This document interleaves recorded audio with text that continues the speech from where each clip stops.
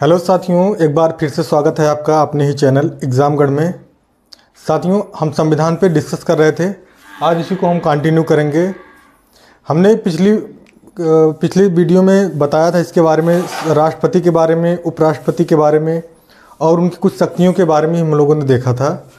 और जैसे मंत्रिपरिषद के बारे में पढ़ा चुके हैं, कुछ प्रमुख अनुसूचियाँ हैं उसके बारे में पढ़ा चुके हैं, संशोधन के बारे में पढ़ा चुके हैं, कौन कौन संशोधन हमारे संविधान में हुए हैं। आज उसी को हम कंटिन्यू करते हुए आज हम प्रधानमंत्री के बारे में पढ़ेंगे। तो अगर आपने पिछली वीडियो नहीं देखा है तो आप पिछली वीडियो को प्लेलिस्ट में जाकर देख सकते हैं, जिससे आपको ये अगला चैप्टर जो है ज़्यादा समझ में आएगा। और वीडियो स्टार्ट करने से पहले आप लोग चैनल को सब्सक्राइब करिए। अगर वीडियो आपको लास्ट में अच्छी लगे तो आपको वीडियो को लाइक करना है और अपने दोस्तों के पास शेयर करना है। तो आइए हम बिना देरी करे हुए आज स्टार्ट करते हैं प्रधानमंत्री के बारे में।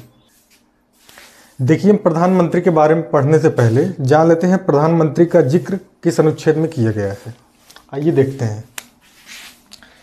तो दो इम्पॉर्टेंट अनुच्छेद हैं प्रधानमंत्री के बारे में। अनुच्छेद 74 और अनुच्छेद 75। हम पिछली वीडियो में बता चुके थे, अनुच्छेद 74 में मंत्रिपरिषद के बारे में बताया गया है, मंत्रिपरिषद।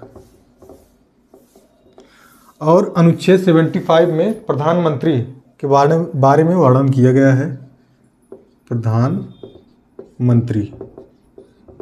अनुच्छेद 74 में मंत्रिपरिषद के बारे में बताया गया है और अनुच्छेद 75 में प्रधानमंत्री के बारे में बताया गया है। तो आइए देखते हैं, हम एक एक चीज़ों को डिस्कस करेंगे। ध्यान से देखिएगा आप लोग। देखिए, हमारे भारत में जो है संसदीय प्रणाली है, संसदीय प्रणाली जो कि ब्रिटेन से ली गई है। तो हम जानते हैं कि हमारे यहाँ जो कार्यपालिका के हेड जो होते हैं प्रधानमंत्री महोदय होते हैं, राष्ट्रपति महोदय होते हैं कार्यपालिका के हेड। राष्ट्रपति और दूसरे होते हैं, दूसरे नंबर पर राष्ट्रपति के बाद प्रधानमंत्री का जिक्र है, प्रधानमंत्री। तो इस प्रकार हम देखते हैं कि जो सबसे बड़ा संवैधानिक पद है हमारे भारत में वो राष्ट्रपति का होता है और दूसरे नंबर पर प्रधानमंत्री का होता है। तो हम एक एक चीज़ डिस्कस करेंगे प्रधानमंत्री के बारे में। तो बात आती है नियुक्ति की। नियुक्ति, तो पहले आप लोग यहाँ एक चीज़ समझिए, नियुक्ति और निर्वाचन में क्या फ़र्क होता है। निर्वाचन उसे कहते हैं हम लोग जो जनता द्वारा चुना जाता है। जनता के द्वारा जिसका चुनाव होता है उसको हम निर्वाचित बोलते हैं। और किसी दल द्वारा अपने नेता को चुन लेना और उस चुने हुए नेता की अगर नियुक्ति कर देना, जिसके द्वारा नियुक्त किया जाता है। जैसे ये प्रधानमंत्री की नियुक्ति जो है राष्ट्रपति महोदय करते हैं। तो किसी बड़े संवैधानिक पद जैसे राष्ट्रपति महोदय प्रधानमंत्री की नियुक्ति कर रहे हैं तो उसको हम नियुक्ति बोलेंगे। निर्वाचन प्रधानमंत्री का नहीं होता है।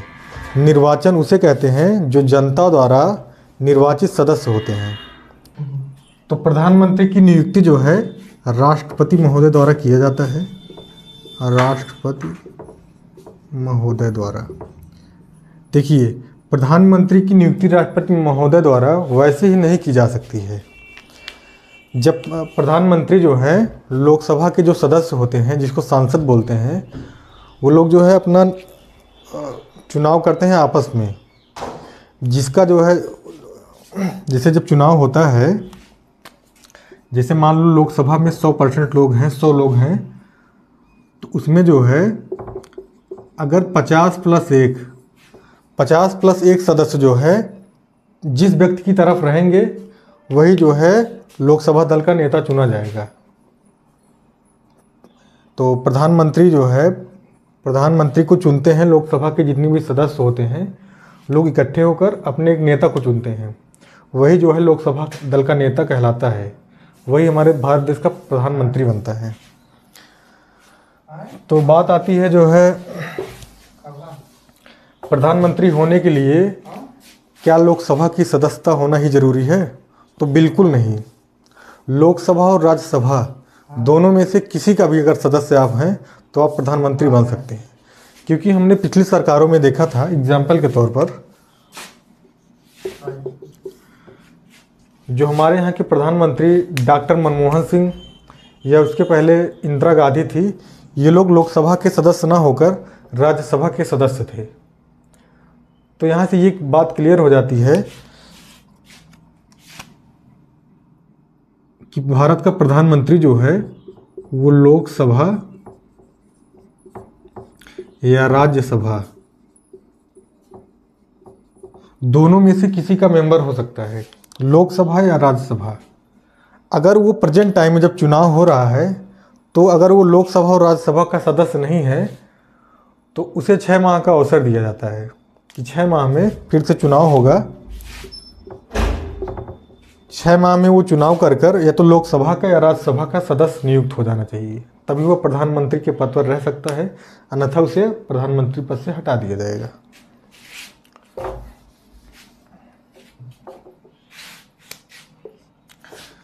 अब प्रधानमंत्री की शक्तियों के बारे में हम देखते हैं।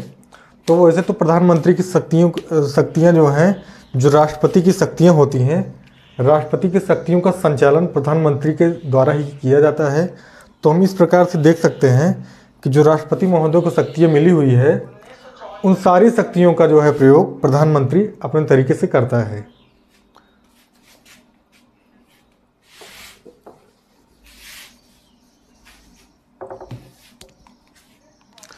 फिर भी आइए हम शक्तियों के बारे में थोड़ा और विस्तार से जानते हैं।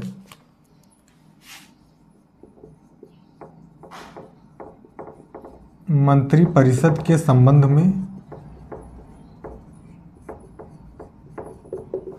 मंत्रिपरिषद के संबंध में प्रधानमंत्री को क्या क्या शक्तियां मिली हैं, तो इसको हम 1-2 पॉइंट देख लेते हैं।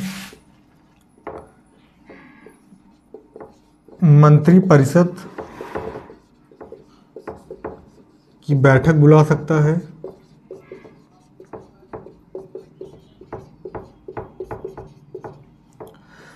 और मंत्रिपरिषद में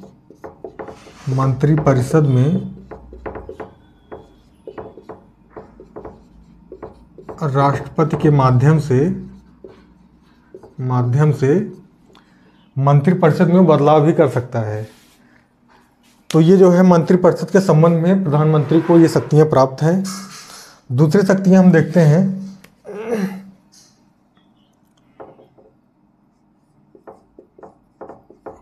संसद के संबंध में क्या क्या शक्तियां प्राप्त हैं प्रधानमंत्री को, तो इसमें जो है लोकसभा को विघटित कर सकता है। देखिए हमारे संसद के 2 भाग होते हैं, लोकसभा और दूसरा राज्यसभा।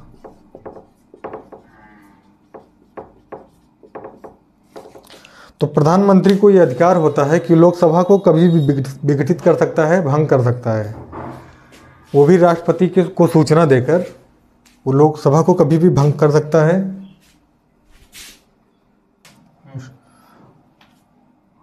लोकसभा का नेता भी जो है प्रधानमंत्री होता है। तो इस तरह से हम देखते हैं संसद के रूप में, संसद के संबंध में प्रधानमंत्री को कौन कौन शक्तियां प्राप्त हैं। तो वो लोकसभा का नेता भी होता है, लोकसभा दल का नेता होता है, और लोकसभा में वो जो है जब बैठक करता है तो सांसदों द्वारा जितने भी कार्य चल रहे हैं, जितनी भी योजनाएं हैं, उसके बारे में जानकारी ले सकता है और अपने बारे में जानकारी दे भी सकता है कि प्रधानमंत्री के द्वारा भी कौन कौन से कार्य किए गए हैं, वो उसकी समीक्षा कर सकता है लोकसभा में। तो इस तरीके से हम लोगों ने देखा प्रधानमंत्री की शक्ति और कार्य के बारे में। मंत्रिपरिषद के संबंध में क्या कार्य होते हैं प्रधानमंत्री के, मंत्रिपरिषद की बैठक बुला सकता है, मंत्रिपरिषद राष्ट्रपति के माध्यम से मंत्रिपरिषद में संशोधन भी कर सकता है प्रधानमंत्री। संसद के संबंध में हमने देखा लोकसभा का नेता होता है, लोकसभा दल का नेता प्रधानमंत्री होता है। लोकसभा दल में जितने भी मेंबर होते हैं सबकी समीक्षा के लिए वो बैठक बुला सकता है कि कौन से कार्य कहाँ किए जा रहे हैं, कौन सी योजनाएं जारी हैं, कौन सी योजनाएं जनता तक पहुंची हैं कि नहीं, ये सब।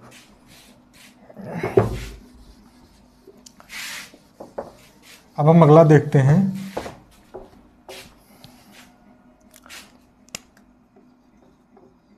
राष्ट्रपति के संबंध में कौन कौन से कार्य हैं? राष्ट्रपति के संबंध में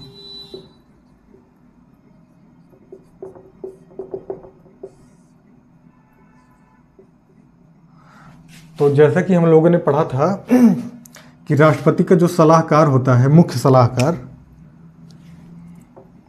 राष्ट्रपति का मुख्य सलाहकार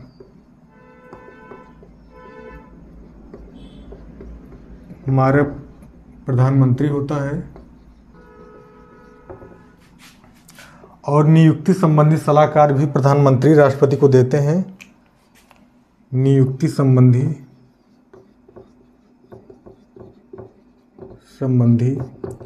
सलाह अर्थात ये होता है कि किसकी नियुक्ति कहाँ करनी है, कैसे करनी है, किस व्यक्ति को नियुक्त करना है, इसकी भी सलाह जो है प्रधानमंत्री राष्ट्रपति महोदय को देते हैं। जैसे भारत के अटॉर्नी जनरल हो गए, सीएजी हो गए, ऐसे विभिन्न पद जो होते हैं वो मंत्री किसको नियुक्त करना है, ये सब सलाह जो है राष्ट्रपति को देते हैं प्रधानमंत्री महोदय। हम देखते हैं कुछ अन्य कार्य जो होते हैं प्रधानमंत्री के।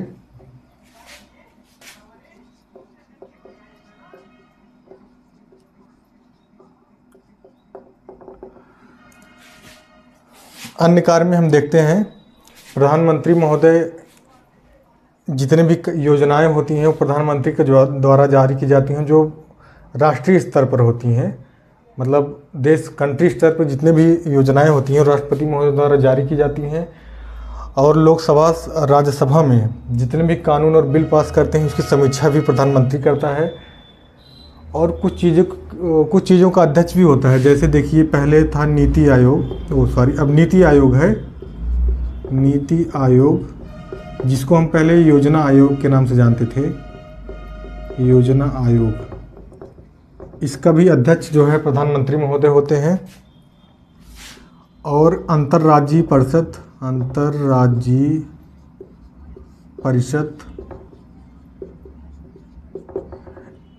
राष्ट्रीय एकता परिषद, ऐसे तमाम परिषद हैं, तमाम संगठन हैं जिसका अध्यक्ष जो है प्रधानमंत्री होता है हमारे देश का।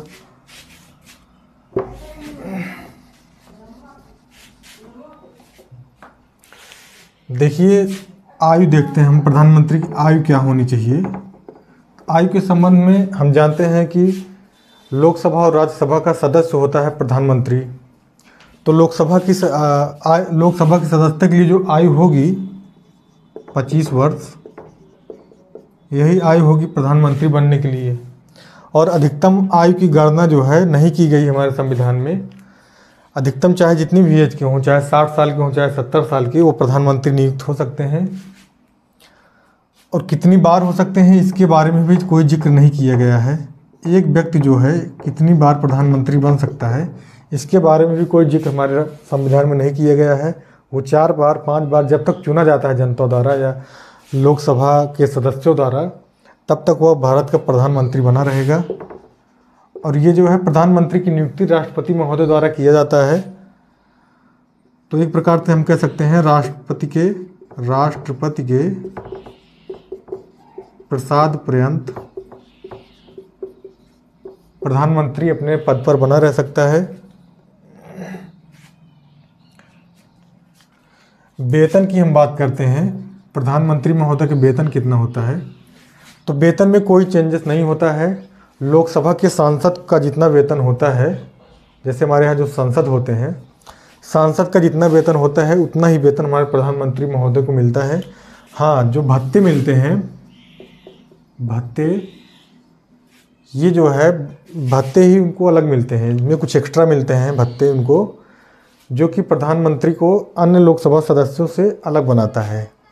तो राष्ट्रपति के वेतन जो है लोकसभा की तरह है, लोकसभा सदस्यों जितना है, लेकिन जो भत्ते मिलते हैं ये भत्ते कुछ उनको अलग मिलते हैं।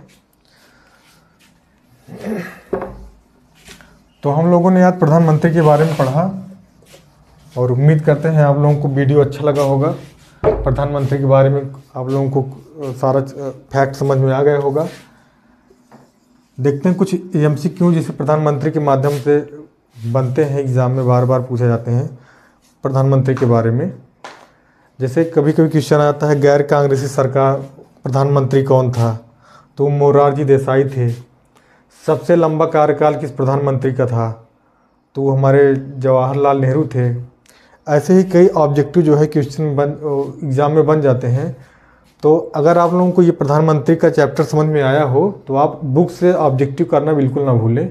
प्रश्न उत्तर को हल करेंगे तभी आपको चीज़ें क्लियर होंगी, क्योंकि यहाँ हम जो है आपको पढ़ा देते हैं, लेकिन अगर आप क्वेश्चन बनेगा कैसे, एग्ज़ाम में क्वेश्चन बन के कैसे आता है, ये चीज़ें आपको क्वेश्चन आंसर हल करने पर ही दिखाई देंगी।